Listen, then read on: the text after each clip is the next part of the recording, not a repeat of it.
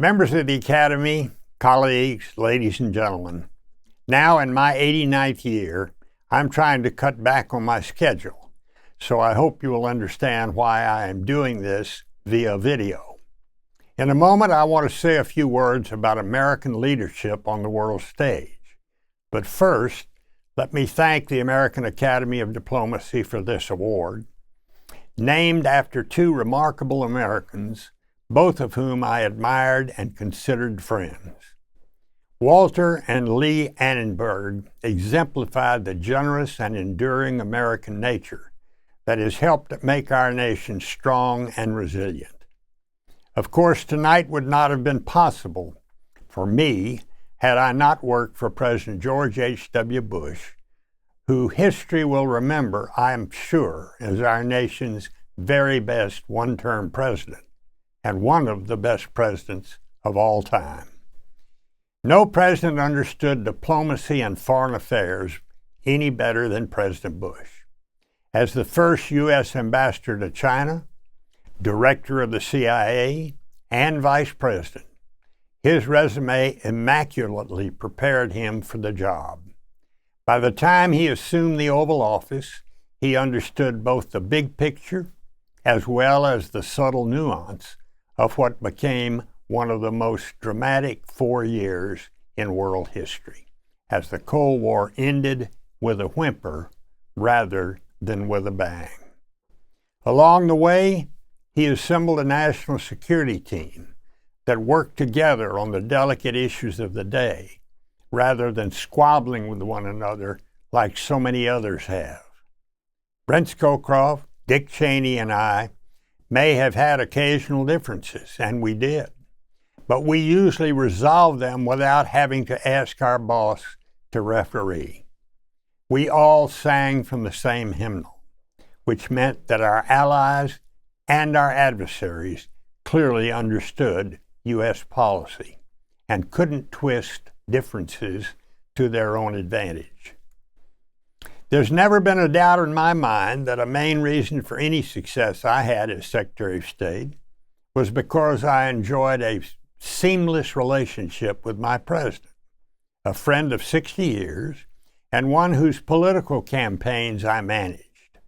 And so President Bush deserves much of the credit for tonight's award. Ladies and gentlemen, to judge by what we see in the media, the era of American international leadership is nearing an end. There is talk of a new American isolationism, and indeed the collapse of the liberal international order. But I'm not so sure. Perhaps my age gives me some perspective. I can remember that long struggle of the Cold War, when peace between the United States and the Soviet Union precariously rested on the promise of mutually assured destruction. Trust me, the good old days were nothing of the kind.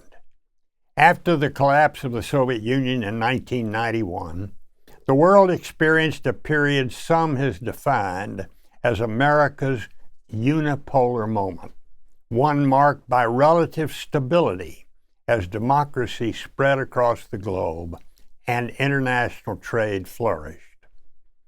Today, however, we appear to have entered a new period of marked international instability.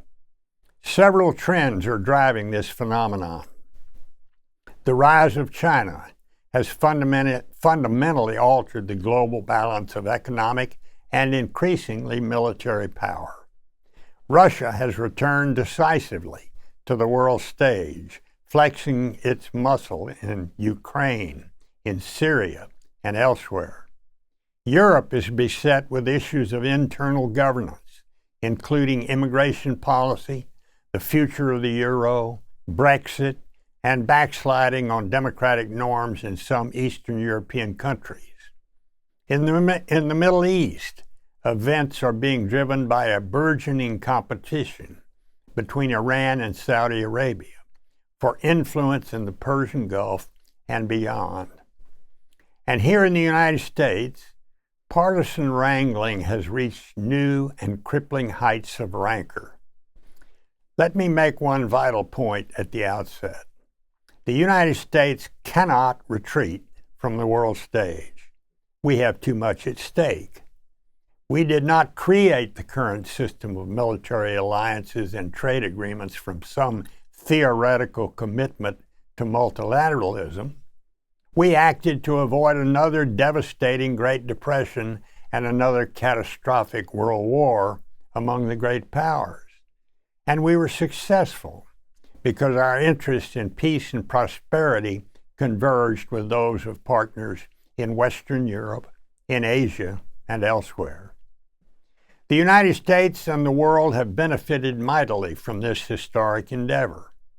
Any U.S. exit from this system would lead to greater economic and strategic instability.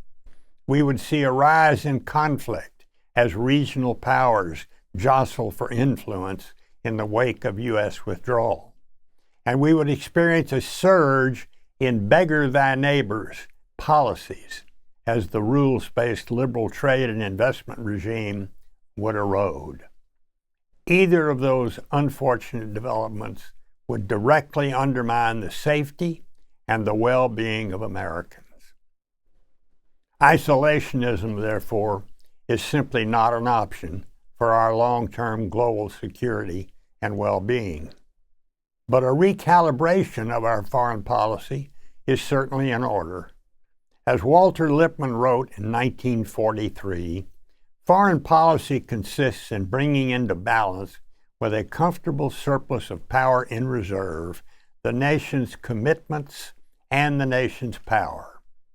As we attempt to recalibrate U.S. foreign policy, we should consider a few rules of thumb for effective diplomacy.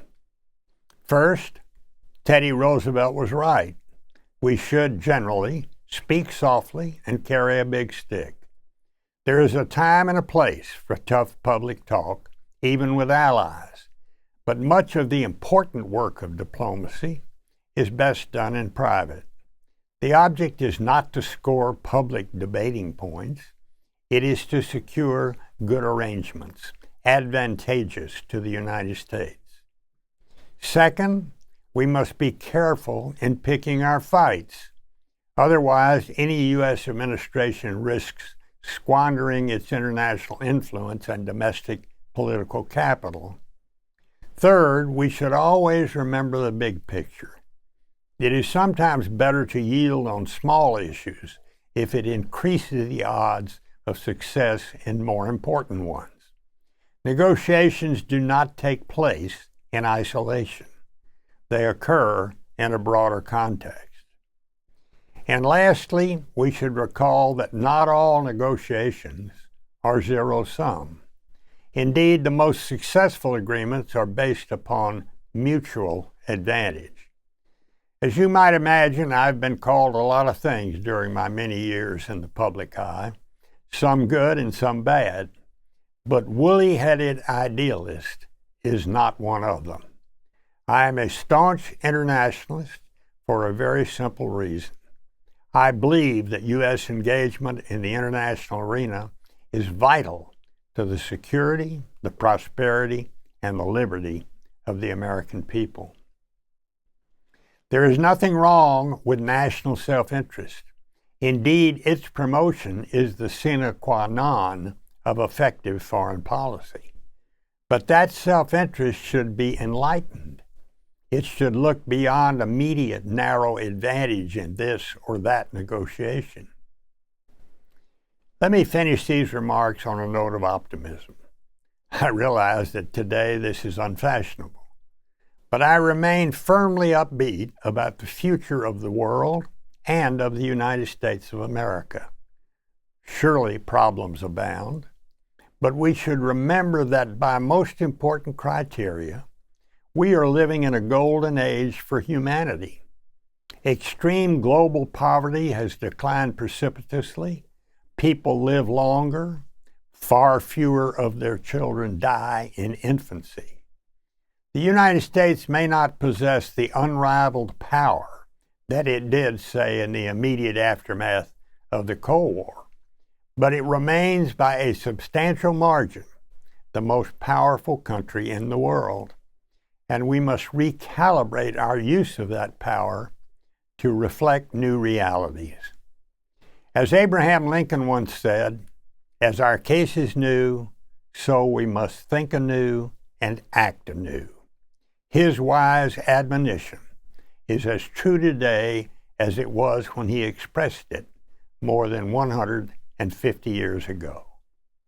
Thank you all very much.